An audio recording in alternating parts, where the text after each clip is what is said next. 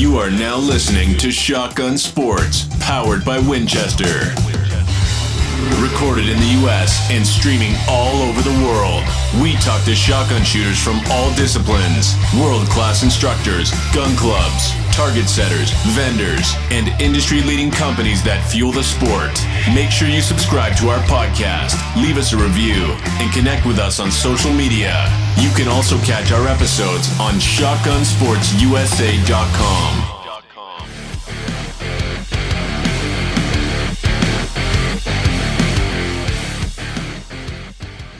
If you or your club are looking to purchase Promatic traps, make sure you get in touch with Rick Hemingway.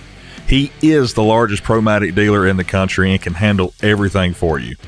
Rick offers new and pre-owned units and exceptional service. He also has a huge rental fleet, so no job is too big or small.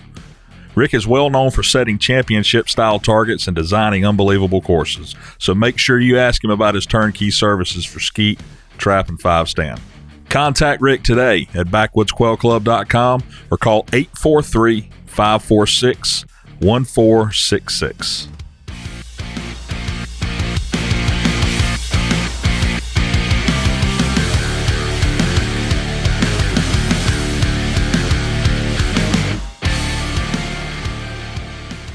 Two brothers whose names were quickly recognized in the Amateur Trapshooting Association because of the sheer talent that they both have.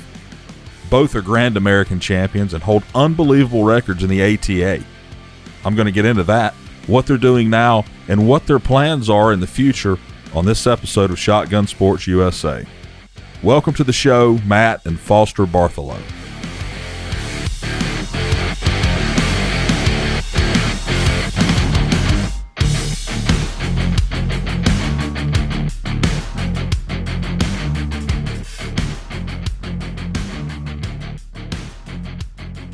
Welcome to the show, Matt and Foster Bartholow. How you doing? Doing good. How are you? I'm good. These are the trap shooting bros. Yeah. We haven't had anybody with trap shooting on our show yet. We've stayed pretty much in the sporting clays, and thought it'd be a good idea to have you on. So, like I said, welcome to the show. Tell us a little bit about yourselves. I know you're brothers. Whoever wants to start first, Matt or Foster, and kind of tell me about yourself. Yeah, well, my name's Matt. I've been shooting for 20 years now, and we started off pretty much like anyone, just going out shooting in the woods, and then going to basically a little youth shooting thing, and it kind of just exploded from there. So you got the bug kind of hooked you, didn't it? Yeah. Kind of gets, but got us to an extreme degree, you could say. Yeah. Yep. And then I'm Foster Bartholow, Matt's brother, the older of the two. And yeah, he was right on. We had a article or a trap shooting flyer in the high school, and loved to shoot, loved to hunt. So we figured it'd be a good time. We just didn't really know how impactful it was going to be and kind of where it would shape our lives to where we are today. Yeah. Now was trap shooting in your family, or was this something that you started? We live in South Dakota, so I mean, hunting and shooting is pretty much in everyone's family here. But the specific trap shooting, like competitively, was it started with us. Our dad played baseball, and he was extremely good at pitching. But we got into baseball and basketball and everything. But once we found trap shooting, we kind of we just dropped everything else and went full bore into trap shooting. Yeah, and you got so deep into trap shooting that you have some amazing accomplishments, Matt. You and your brother both. Just kind of go into what your accomplishments are. I won the World Championship doubles at the Grand American in 2011. And then I have the second longest singles shooting record for registered targets, and that's 1,840. Wait a minute. All right, 1,840 targets before you missed one. Yeah. All right, now you're going to have to tell me, and I think your brother has some sort of record like that as well, but you're going to have to tell me exactly how you do that. trap shooting is just a game of consistency and endurance. I mean, it's completely different from sporting clays where, you get these crazy targets all the time and everything. But, there's basically only 5 different targets in trap shooting. And, you just got to get those down really well and, hit every single one every time. And so you were shooting singles, so they're not coming out the same place every time. You got 5 different spots they're coming out, right? Yeah. Yep. The trap oscillates, and you can get 5 different targets in like a 40 to 45 degree field, basically, and they're usually moving mostly away from you, but you get some tough angles here and there. But yeah, it's definitely just down to, like I said, let's say the sporting clays is like a sprint, and trap shooting is like the endurance. Yeah. Oh yeah. Right. So how long do you shoot 1,800 targets over? It's over a couple months. Just going to different shoots and like state shoots, satellite grands, and I think about 900 of those targets were at the grand, because I shot the whole grand that year without missing any singles targets. So it took a couple months, but finally I missed one and got to start all over. Yeah. And you've never done it again, have you? No, not quite. Yeah. What about you, Foster? So in 2008, I co-champed with Leo Harrison, which is probably one of the greats, or if not the greatest, trap shooting people in the U.S. But yeah, me and him went 1,100 total each without missing. Basically, with competition for trap shooting, once you get to the Grand American, the finals is 200 clay birds. Out of the 4,000 to 5,000 shooters that are at the Grand American, about 70 to 80 of those will shoot all 200. And then you're basically going to a shoot off and whittling down to see who, can last the longest. Like Matt said, it's a game of consistency and endurance. And so we got 200 out of 200, kept going, basically 200 each night, where we got to the final night and went 300, which got myself and Leo Harrison each to 1,100 total. At that time, the ATA president came out, the Amateur Trap Shooting Association president came out and said, guys, this is crazy. Like, you have literally doubled the longest run in history of the ATA. Would you guys like to be co-champion for the singles competition, which is the first time ever for that. It's the longest run in history at the Grand American for the singles championship. So it was a great honor for me. And that's kind of where it started and where kind of our name got more recognized. Like Matt said, he won the doubles in 2011, and we've just kind of gone with that and had a lot of long runs, definitely more titles, more championships won. But those are the biggest ones for us. Yeah. Yeah. Well, those are big enough. 1,100 targets and then 1,800. I'm sure Foster's shoulder was like, thank you for stopping. I appreciate this. So kind of go into the trap shooting basics. You go into, I know there's different styles, singles and doubles, and then you have a handicap. Okay. Yeah. Singles is, that's at the 16-yard line. So that one's typically the kind of like the easiest one and the one most people will shoot. Mm-hmm. So, I mean, you call once and one bird comes out, you shoot it. Pretty simple for that.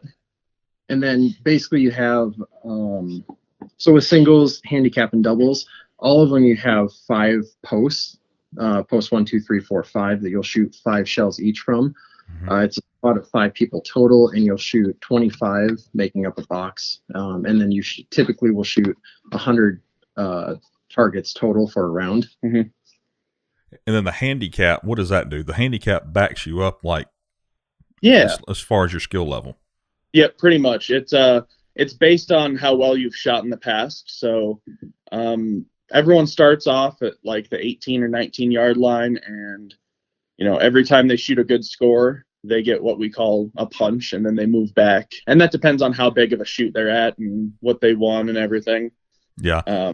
So then you eventually move back to the farthest at the moment is the 27 yard line.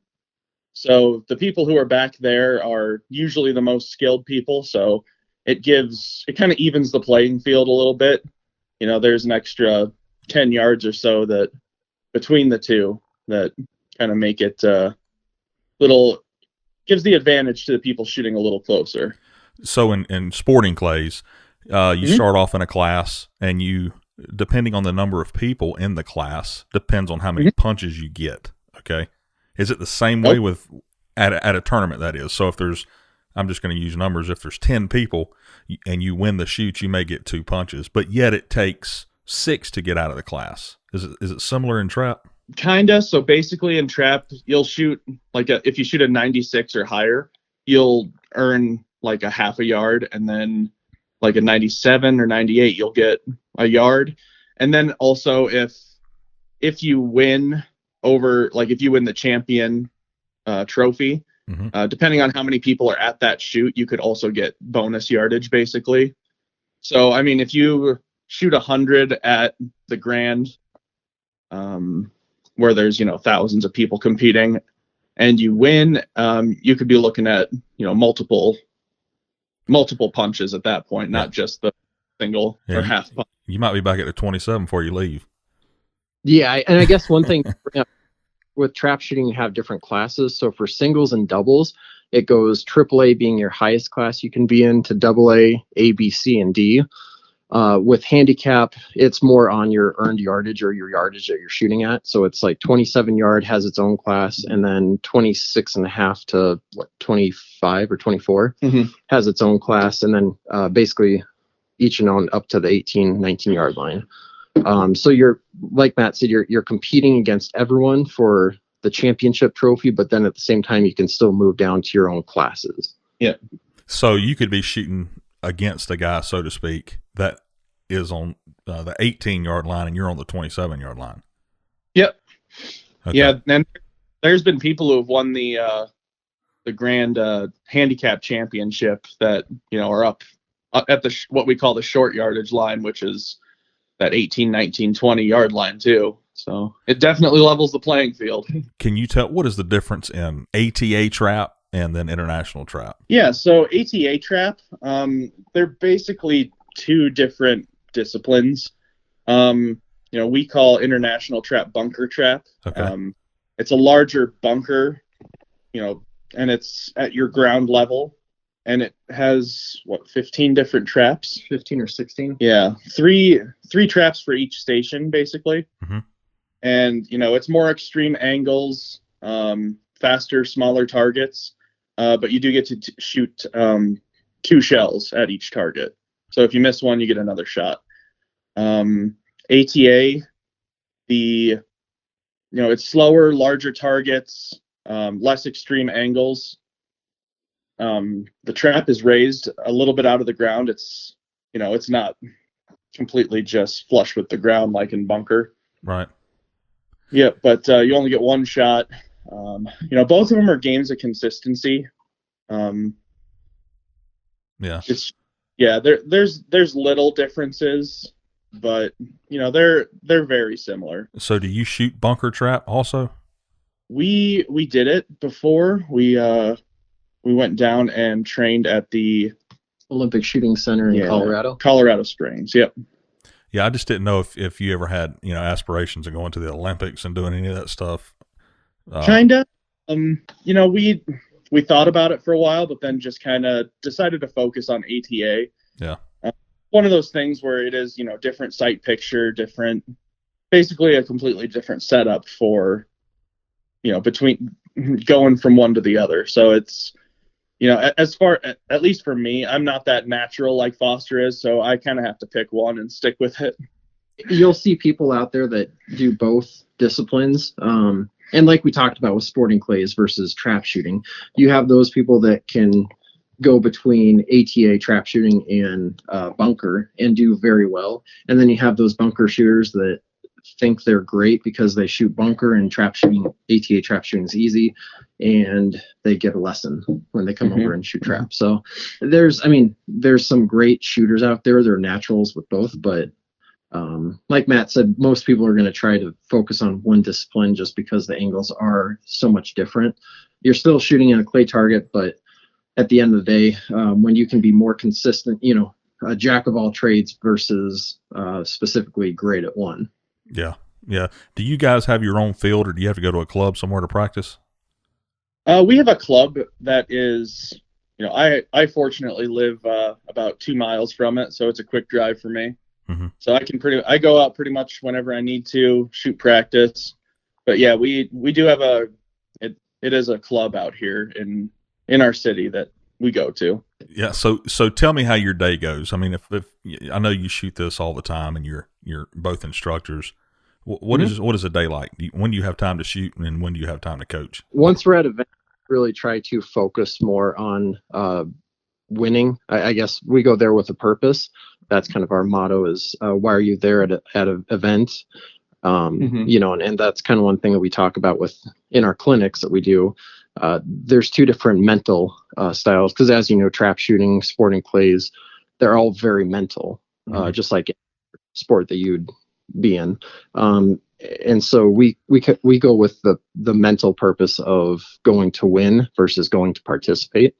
So yeah, when we're at an event to shoot, we're there to win. We're there to shoot our actual best scores without having to worry about training or teaching other people at that point. Yeah.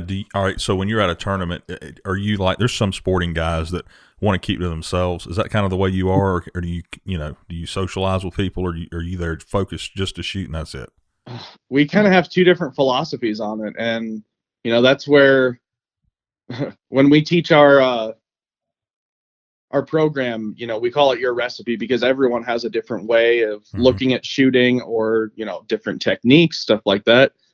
And this is where we kind of differ. I'm very reserved. I'm very calm, and, I'm out there to get the job done. Once I'm, in the morning, I'm in the camper and I'm not out chatting with people. And, once it's shooting time, I am, I got headphones on, I'm in my own zone. Foster is a lot more, he's more of a loose cannon. He can be doing whatever he wants. He can go to shops and chat with people, and, in between rounds, he can just sit there and, chat with people and have fun. But, it takes a lot more for me to flip on the mental switch. So I kind of have to stay in the zone a little bit. Yeah. Foster, the other day you were telling me about the mental side of this game and how you got your mental game strong. Can you go into that? Yeah, absolutely. So right away we started like most people do. It was on a quantitative measure. Just like if you were in any other sport, go hit 100 balls, in baseball, or go shoot, 53 throws. So it was kind of that perspective that we had of that quantitative versus qualitative measure. And we started to excel very quickly, but we seemed to get to a point where we plateaued because we weren't really mentally focused. Like you say, practice makes perfect. We say perfect practice makes perfect, only quicker. And so that's kind of what we developed. My dad came out one day, and Matt and I were, kind of screwing around, throwing shells. And this is when we were younger, but, throwing shells, not fully committed in practice. And so we went back and, he said, basically things are going to change. And he said, as a coach, I messed up. I told you guys to go on a quantitative measure. Let's start tomorrow with a purpose. And that purpose was going out and destroying each and every target. And so that's kind of where we develop perfect practice. So like we talked about yesterday or a few days ago, we would rather go out and shoot 25 rounds perfectly with a mental focus, everything the same, just everything you can do to keep that consistency like you would shoot in an event. That's what we're going to do, and we're going to go shoot that perfectly versus going out and shooting 100 rounds unprepared, unfocused, and without a purpose. So that's kind of what we've developed. And now over time we have our own recipes of how we go and shoot, but the process of going out and shooting a perfect practice round, whether that's 50, 25, or 100, that will always stay the same. Like Matt has a routine. It's typically around 12 minutes where he will go on, put headphones on, get, the right shooting glasses for that, background. And that's his routine. But what we do in practice is exactly what we do in competition, because it seems like it almost blends things now. Before you see so many people that get out, and I'm sure it's probably on the sporting clays, same thing. You get people that rush out there and it's like, oh, I forgot this or I forgot that.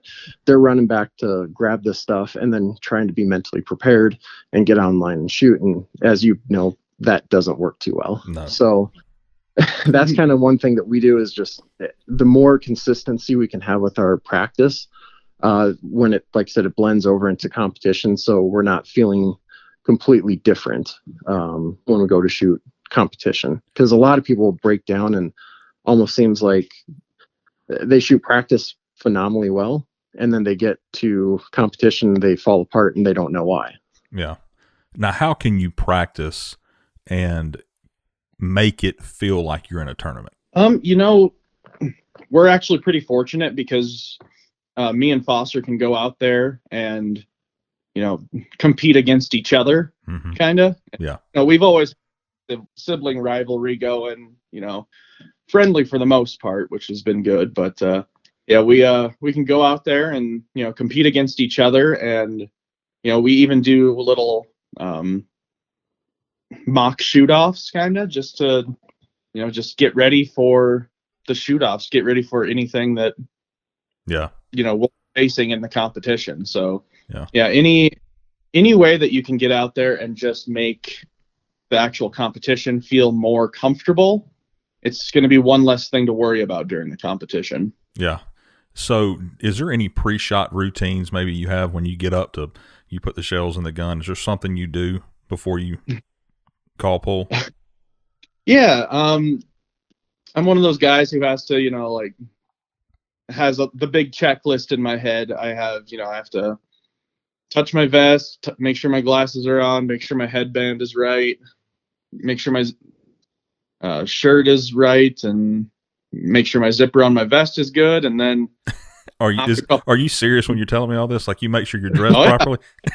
Knock a few times on my gun, and then I lift it up and get ready to go. I saw a video of you two shooting. I think it was on your website, and it looks like I don't know which one it was. I can't remember, but one of your hands, it's like you were playing with a gun before you put your hands up ready to pull the trigger. Yeah, that's actually me. I listen to heavy metal, like super heavy metal, while I'm shooting. Yeah. And it's me just kind of tapping to the beat. Oh, okay. It's one of those things, I like I use the music to not overthink the targets, and the more I can just focus on the beat, I shoot naturally. And every once in a while I'll be tapping on my gun and stuff like that. But yeah. What about you, Foster? You have anything you do? For me, I kind of work more on my breathing. That seems to essentially take my mind off of other things, or my mental game. Like Matt said, we have two completely different styles. He's kind of more that cool hand out there, more relaxed.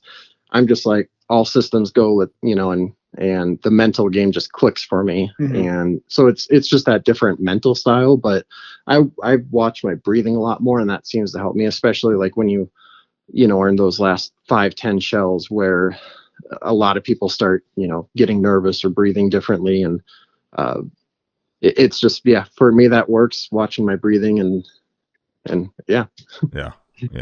So I won't go superstitions that I have. He's a little back when it comes to that. There's, I got that checklist, and, it keeps me busy in between shots. So, I mean, while I'm waiting for the other 4 people on our squad to take their shots, it's something to occupy the time so I'm not overthinking stuff. So how long does it take you to shoot 100 rounds of trap?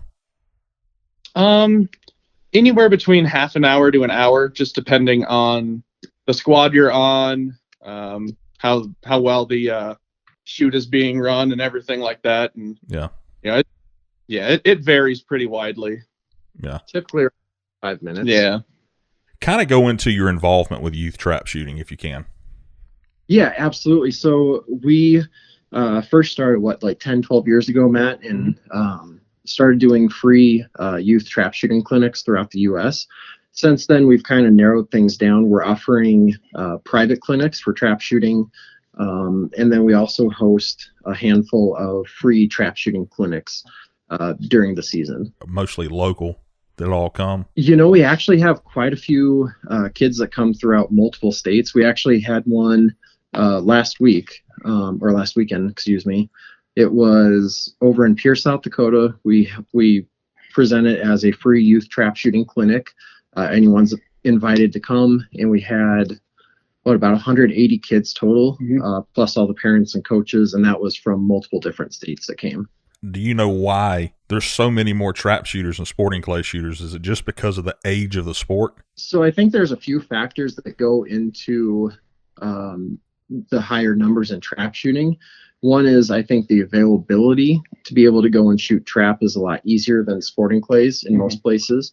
And then you have so many high schools, especially right now. You have Minnesota being one of the top ones that have thousands upon thousands. I think it's around like 10, 12,000 youth trap shooters in high school right now. And it's through 475 different schools. Yeah. So you have so many kids in high school right now. It's one of the fastest growing sport in high school. So the people shooting trap are just shooting trap. They're not shooting skeet or anything like that. Just trap. There's a lot of people who kind of shoot everything, but probably the more competitive people kind of just stick to one discipline. Yeah. There's a lot of different, there's a lot of different angles in sporting clays, and it's one of those things that can mess with your sight picture. Yeah. Wanting to be that consistent with trap shooting, skeet, sporting clays, even hunting for me can kind of change my sight picture if I'm doing it too close to trap competition season. Yeah, there's a lot of people saying that. Some people take their sporting guns out and shoot dove or birds with it, and then you have your hunting gun.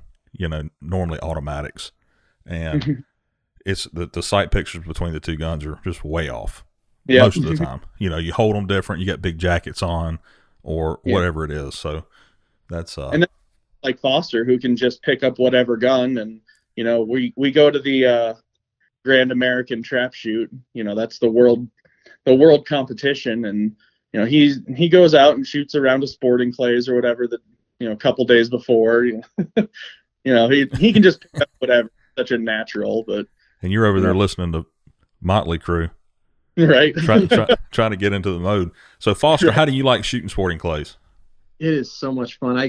I was very blessed. I got to shoot with Rollins Brown, and then Donnie with Winchester, and I loved it.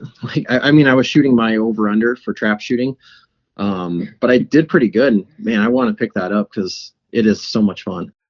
So were you used to the angles that the targets are coming out at, or is it?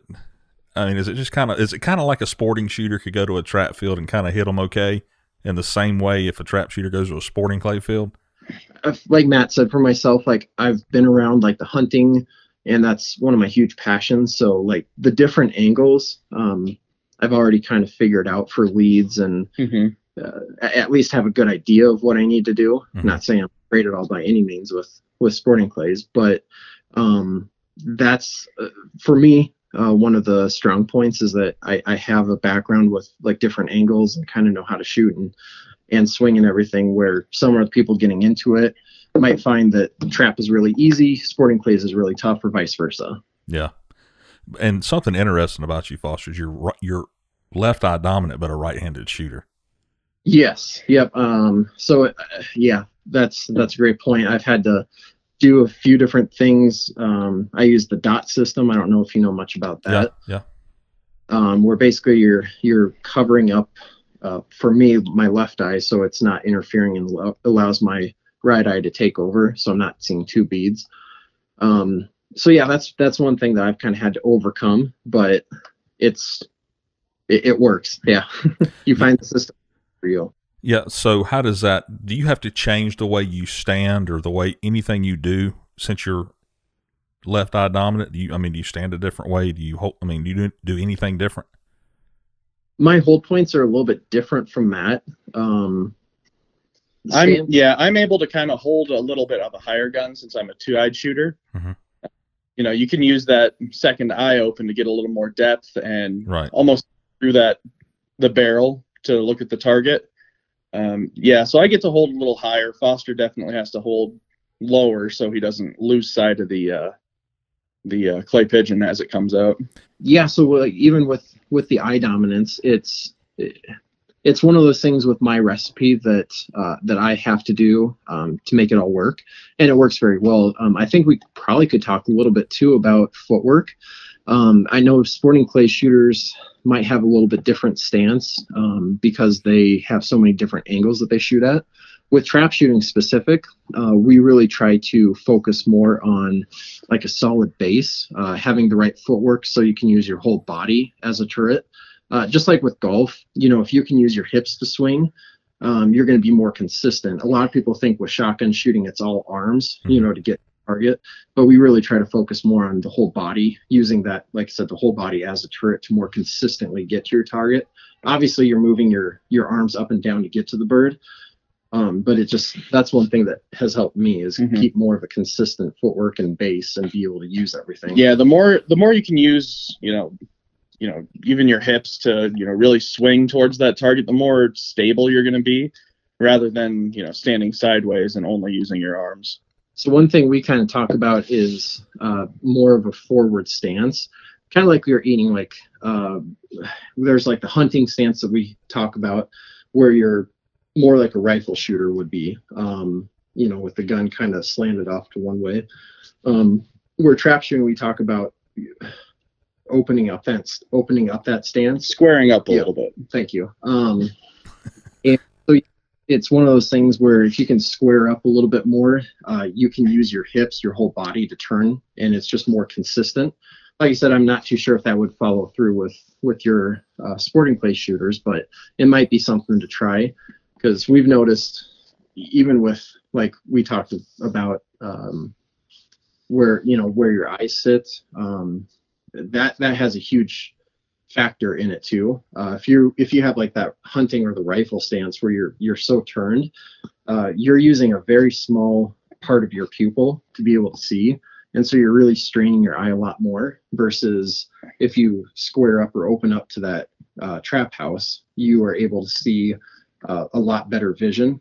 It'd be the same thing like if you're trying to drive, and I don't recommend it, but if you were to tilt your head when you're driving, things are going to look really out of whack really quickly. And that's kind of the same thing for trap shooting.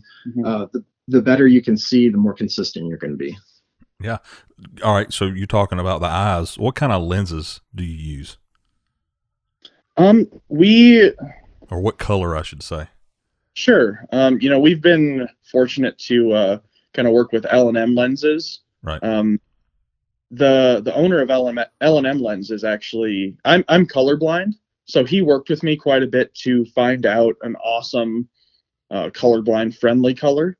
We developed this amazing like purplish red that, when it's a super bright day, you're getting so much contrast in that target, like it lights up so well. Plus it's dimming that background for you, kind of just, making everything but that target look, kind of just off in the background. Is that your go-to lens pretty much? Yep, that one. And, pretty much reds. Since I'm colorblind, I'm kind of limited to, that purple, some red colors and, maybe some pinks. Other than that, everything else just, I've tried everything else and it just doesn't quite work for me. Whereas Foster, he's a normal human being, so he has access to pretty much whatever color he wants. I think they named the L&M lenses like that specific color, like a MB purple or MB red. So if you have shooters out there that are looking for a different advantage, if you have color blindness or color deficiencies, that might be something good to check out. Yeah, since like Matt said, I'm kind of more the normal eyes where I have the regular vision, like your purples and for me bronzes. Essentially what it does for me is it neutralizes that background and pops the orange for me. But everyone's different. And that's one thing that L&M is really capitalized on, is that they have so many different colors and they can customize so many different colors that will tailor to the specific shooter. And so that's that's one thing that why we love L&M lenses specifically is because they're willing to take the time to work with that specific shooter to find what works for them. Yeah. And so, yeah, like for me, got down to the Grand last year. Last year was a little bit different because instead of being in Sparta, Illinois with COVID, they had to relocate. And so they went to Missouri. Thank you. And yeah, and so like the background was completely different from what we'd be typically shooting down at the Grand American in Sparta. There was a lot more trees, a lot more greens, and like the trees were far enough away where you had like dark spots with the shade. And so I had to find different colors and went over to Mike at L&M and we spent like an hour of trying different colors and found one that just popped. And when I did, it was like you turned on the light switch and shot a lot better after that. But yeah, that's kind of one of the things a lot of people don't think about. I know that you have like those crazy shooters with every sport, but if you can invest in a set of shooting glasses, I think that's one of the biggest components, you know, because, you know, what firearm are you using? What confidence do you have with it? Same thing with eyewear. If you're not shooting with the correct eyewear, you could be missing a lot of targets just simply because you can't see them or see them as quick. And I think that's where it gives you a little bit more of an advantage if you have that right color that works for you out shooting. Let me ask you a question about glasses. What is the purpose in blinders on glasses with trap shooters? They make it so you can't see the people next to you reloading their gun or, you know, whatever they happen to be doing. So Foster's laughing. Why are you laughing at that? I'm laughing because I've gone back and forth with that. Like we talked about the mental side of things. For me, like in the zone, like someone could be waving their arms on the side and I wouldn't notice it because I'm just so focused in front of me. But I have tried blinders for like your shoot offs where typically those are later in the day. The sun's going to be going down, and sometimes those blinders do help for essentially blocking that sun out of your vision. And you know, if it's far enough on the side, so you're not getting that blinding glare.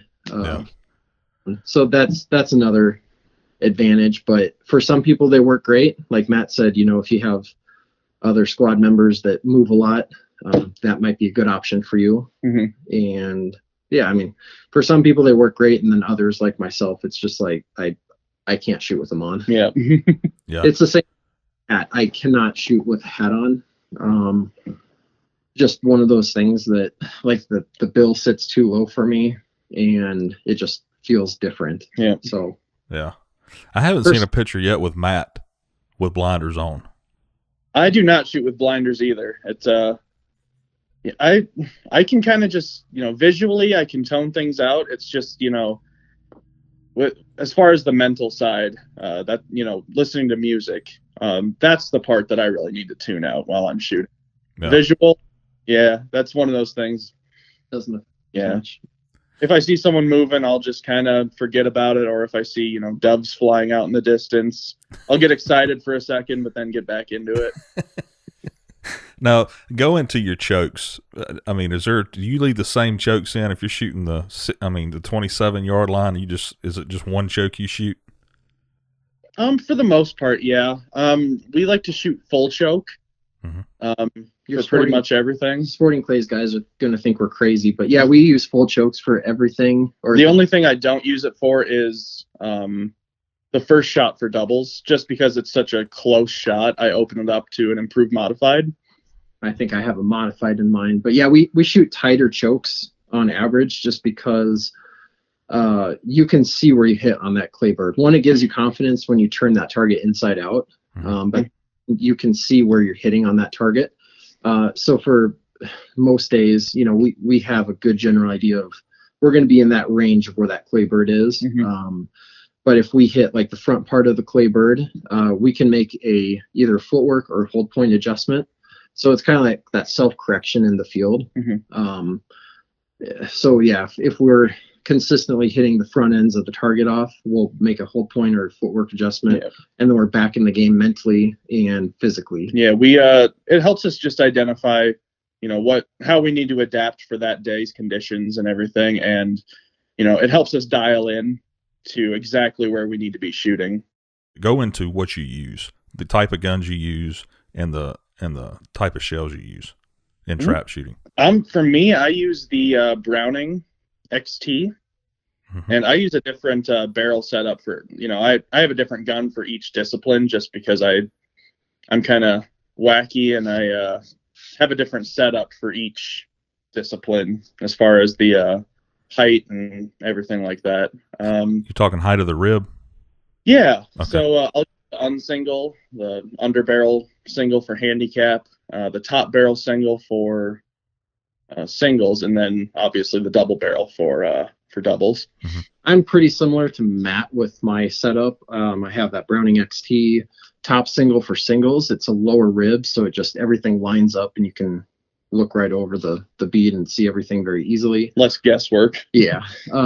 With the handicap setup, I run the Browning XT unsingle, so it's a higher rib, adjustable. So I can kind of dial things in a little bit easier if there's higher or lower targets. The depth of view that you have, you can see everything a little bit better. And then obviously the over under for doubles. So okay, so you're saying top single. I'm assuming.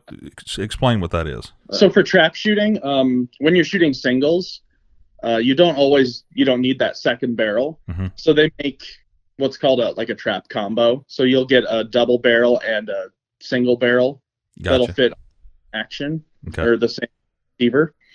If you were to think of an over under, how it has two barrels on it, essentially what they do is so that top single, they're using that top barrel, and then they just don't put on a bottom barrel. They have a counterweight on it. And then same thing for unsingle, they don't use that top port. Essentially it's a higher rib that goes over, and then you're using that under barrel.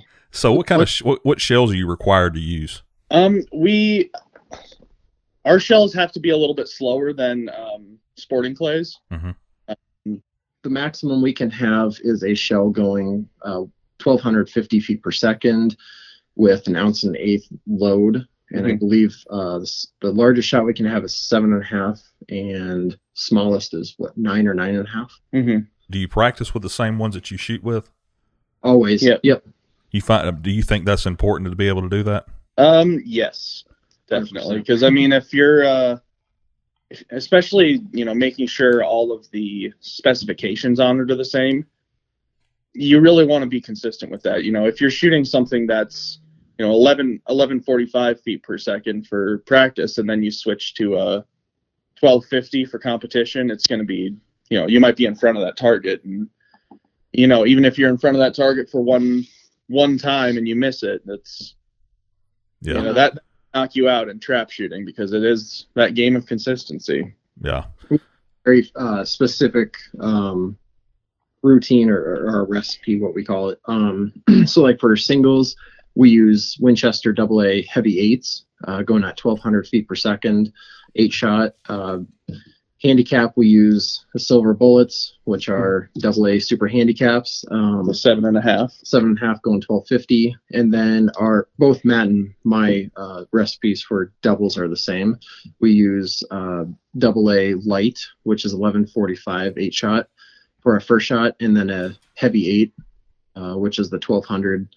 So it kind of, that second shot really resembles more of a singles target. For us, we shoot that lighter load first one just so we have a little less muzzle jump, and we can get on that second bird a little bit quicker and a little easier. Wow, that's complicated. I just put the super handicaps in my pocket and go out there and shoot. I'm one of those guys. I will go out, and if I can analyze it, I will. Matt doesn't really go to the pattern board much, where you'll see me a couple times at least during the season, just to make sure everything's dead on for me. That's my consistency, my routine, that I like knowing where my gun's shooting. But we keep ammo the same all the time, because like Matt said, you miss 1 out of 100 or 1 out of 500, and that's the difference between you going home with a trophy and you going home empty handed. Winchester just came out with a new trap shell, the diamond grade, AA diamond grade. Have you had any experience with that yet? We have, yeah, we were fortunate enough to go down to Sparta for the product release. So essentially they have two different diamond grades. They have the trap specific, ATA trap specific, and then they have the sporting clays. The sporting clays diamond grade has a copper plating on it. Right. For ATA trap shooting, you can't have copper plating, so that's why they came out with the ATA trap specific, with copper plated. And so they're both higher antimony shot. An upgraded hull, and what you're getting and what you're seeing is better, more consistent patterns. You have a harder shot, so in theory that's going to be breaking targets at longer ranges. So for the 27-yard shooter and trap, that's going to be a game changer. Yeah. Now, do both you guys do this for a living, or do you have jobs outside of this? We do this pretty much full time once it comes competition season. But yeah, we do have jobs outside of this. I do gun engraving. You have to go. I saw that on your website. Go into that a little bit. Yeah, so pretty much any gun I can do. It's like tattoo work on a gun, basically. So just got into it a few years ago. It's been awesome. So how do you do it? What is there, like some sort of tool? I mean, do you do all this by hand with the hand tools, or the electric tools?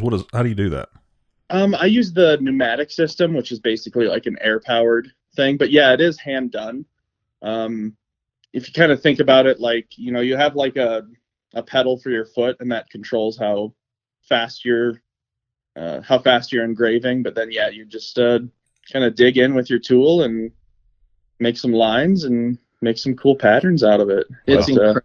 But yeah, you go under a microscope that you can, basically see anything on there. And Matt makes it sound really easy. I tried doing it once, and mine came out like, you see like those kids that like have cartoon books. That's what mine looked like compared to Matt's Picasso.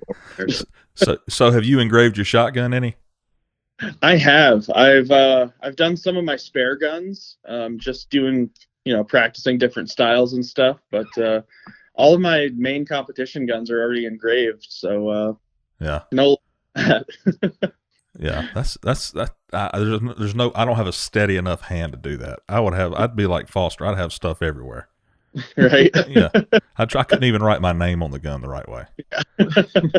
Yeah, I mean, it's one of those things that takes a lot of work to maintain the skill, but yeah, once you figure out what you're doing, it's pretty easy. The patience that Matt has for it's amazing, because like I'll watch him work on a piece, and it's a lot of people think going and doing this, it's like, oh, that maybe took like 20 minutes or something, and where it takes like 2, 3, 4 hours. Yeah.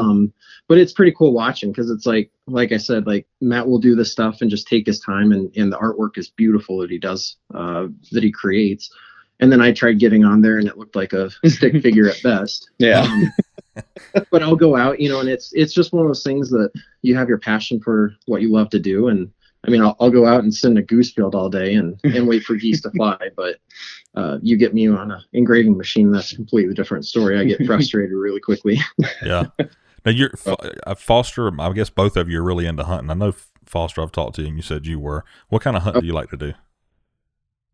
Pretty much whatever that season is. After the trap shooting season, Grand gets done, we focus into archery antelope right away, or I do. Then we get into dove hunting, and then we got early goose, archery deer starting up. Last year it led into elk hunting, then duck and goose. Then we get rifle antelope, yeah, rifle deer, and then we got a little bit of upland here in South Dakota that we do. We don't do as much as most people, but usually preoccupied. And then it's goose hunting into December, duck January, hunting. February, and then turkey guiding in the springtime. My goodness, I'm just lucky if I can go on one dove shoot. Right? My wife hates me for that. Yeah. Yeah, you have to have a dedicated wife. She has to know what you do before you marry, for sure, if you're going to do that, or if you get married to do that. She knew that my passion was definitely hunting, but I lucked out because my wife, her favorite meat is actually dove meat. So once September 1st hits for me, she tells me go out and just get bagfuls of them. Really? Within the limits, yeah. Right. He had to make sure he said within the limits. Yeah. Well, we do have those Eurasian ones out here too that are classified as invasive species, so those are unlimited. Yeah, the big dove. Yeah, so we get bagfuls of those ones. Yeah. Do they taste the same to you? Yeah. Foster was telling me the other day that we was talking about quail hunting here and quail hunting there, I guess. We have pin birds here. You might find a covey every once in a while somewhere, but they're all pin birds. Or is that the same up there? Is that what you were saying, Foster? Ours is completely different from that. We don't really have as much quail. We have some there's a couple quail out here running around, but not a whole lot. Yeah. We grouse and a ton of pheasants. Are they pin birds or are they wild birds? A little bit of both. There's a ton of wild birds, especially once you get to the eastern side of South Dakota. Yeah. But yeah, there are a lot of what do you call them? Pheasant farms that'll they'll have the pens and release them. And so many landowners figured out that they could charge for birds back in the 80s and 90s.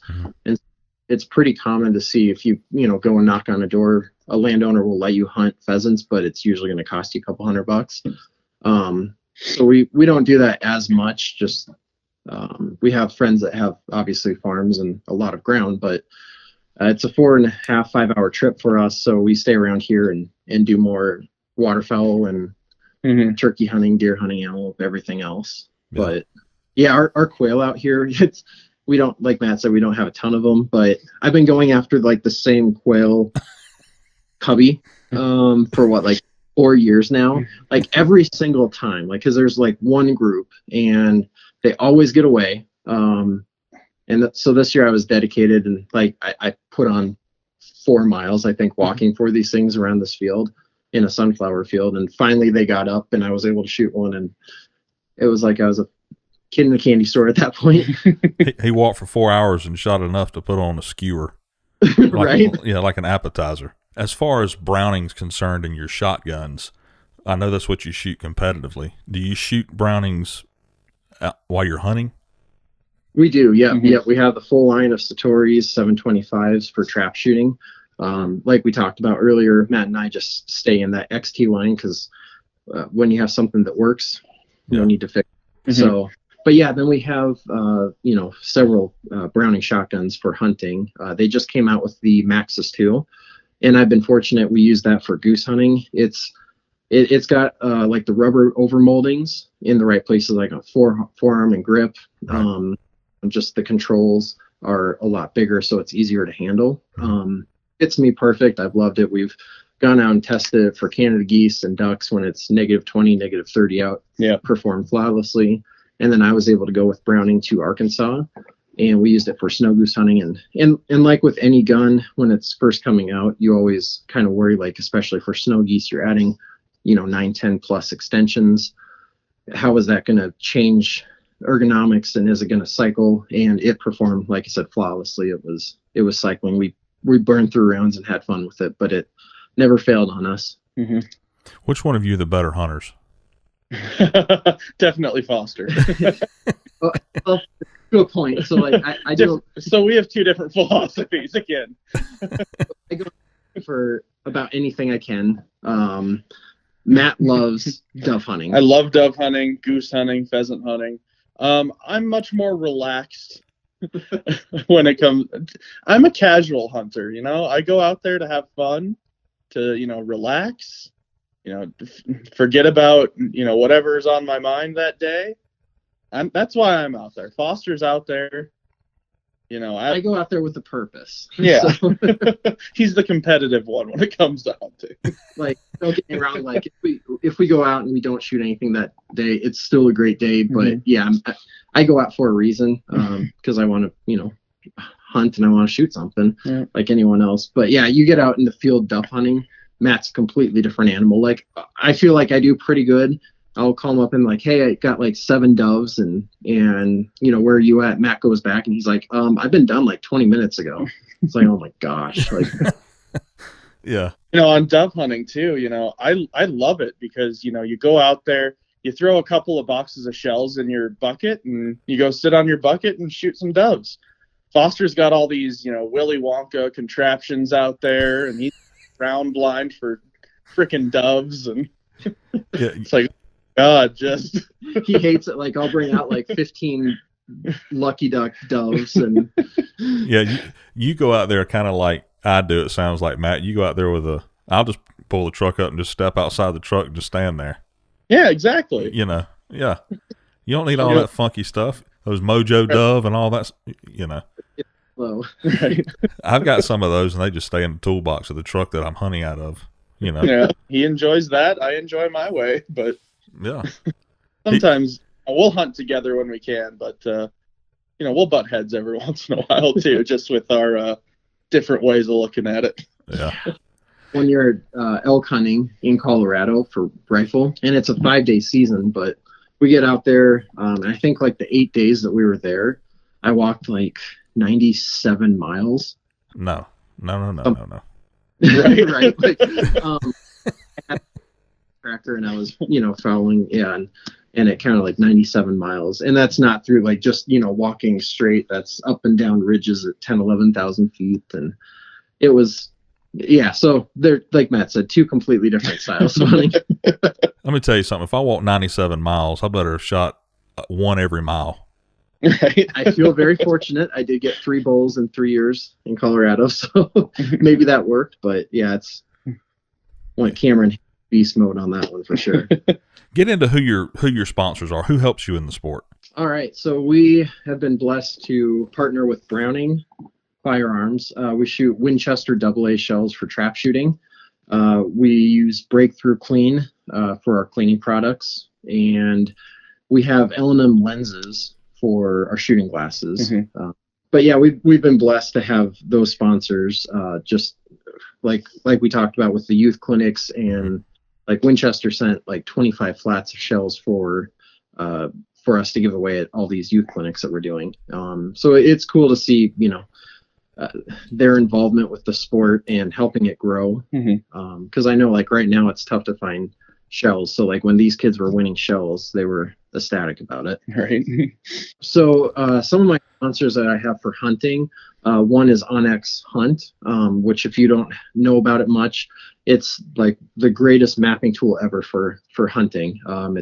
It's basically a plat book in your phone. It shows landowners, their property boundaries, where they live. So like getting a hold of landowners is very easy. Like, back in the day in high school, you saw a turkey on the field or wanted to go hunt geese, you'd be knocking on doors trying to figure out where the landowner is or who owns that land. Now everything's right there on your phone, so you can look it up. Okay, this person owns it. You can give them a call, or you can go knock on their door. So it's really changed how hunting, how it's evolved. Because even for pre-scouting, finding different areas for water holes for mule deer hunting or elk hunting. So that's kind of what Onyx is. It's like I said, it's changed the game for me dramatically. Right. And and so because I do so much turkey hunting, Woodhaven Calls is another sponsor, which I'm blessed to be part of that one as well. And they have the greatest turkey calls out there. And let's see, SX Decoys for goose hunting, duck and goose hunting. They have phenomenal family-based out in North Dakota, great people. They have Waterfowl Obsession TV that I used to be part of or help produce and edit on the Sportsman's channel. So we got a lot of great partners both in the hunting and trap shooting fields. So we're blessed to be able to do what we do day in and day out. Well, guys, thank you for coming on. If you don't mind, tell people how to get a hold of you if they're interested in shooting trap. Yeah, well, first off, it's been an honor. We really appreciate to be on here and share our experiences too with trap shooting. But yeah, if someone wants to get a hold of us, go to trapshootingbros.com and you'll find our personal clinics. If we're hosting free youth shooting clinics, or contact information if you want to book something with us. So that's where I go. Once again, it's trapshootingbros.com. Yep. All right. Well, that's it, guys. I appreciate you coming on, like I said, and do good. I'll keep up with you online for sure, and we'll talk to you again some other time. Sounds good. Thanks for having us. Yeah, man. See y'all later. We'll see ya. Bye, buddy.